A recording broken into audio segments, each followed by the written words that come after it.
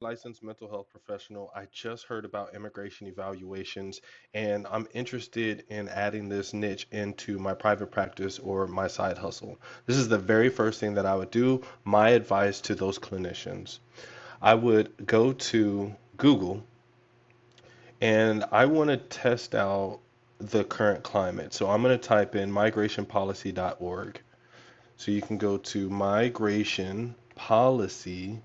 You're going to come to this website. On this website, you want to go to research and initiatives, go all the way down to data, then you want to push maps. So what I want to do is I want to find out what's the population of immigrants in the United States, of unauthorized or quote unquote illegal immigrants in the United States, in my area, in my states where I can practice. So you're going to scroll down to unauthorized immigration population profiles. So here, there's different profiles, state immigration data profiles, that gives you a lot of information. But the only thing that I want to focus on is if the state that I'm currently in or I am fully licensed in has a large population of clientele for myself. So I click here, I open up the map, and let's say that I am in Georgia. There's 330 approximately, these are approximate numbers, 339 unauthorized immigrants.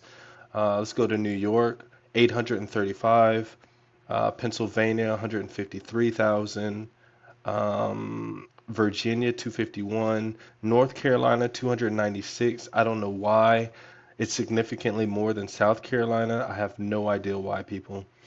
Florida, 772 unauthorized. So I just want to see I did a lot of East Coast right there. Let's go to Nevada, 168,000, California, 2.7 million.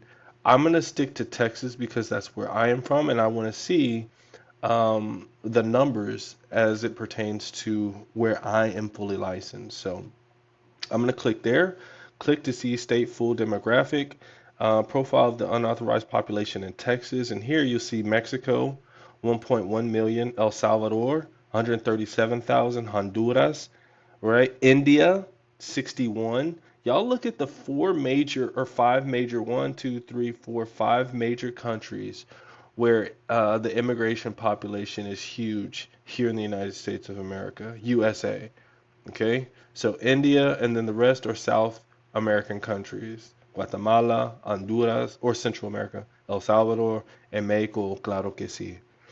Um, so yeah, I want to first make sure that there's a large population in my area, in my state or states where I am licensed before I I inquire about doing this work. Because if there's not a large amount of immigrants in my state, let's go back. If there's not a large amount of immigrants in my state, let's go to Iowa's 37,000. So 37,000, 17,000 Mexico, Guatemala 4,000. My numbers may not be that large. And so, there may not be a clientele. But on the flip side of that, just think about this. If there's not that many immigration therapists or therapists who know how to submit an immigration evaluation and report to the federal courts, I could be that blue ocean. I could be that one person in that blue ocean. So you can market to those immigration lawyers, those attorneys, and say, hey, listen, I know how to do this work. And because there's not many of you in Iowa, you can get a lot of referrals. So there's a flip side to not having a large amount of immigrants in your state. 7,000, again, not a lot. North Dakota, 5,000, not a lot. 3,000, not a lot.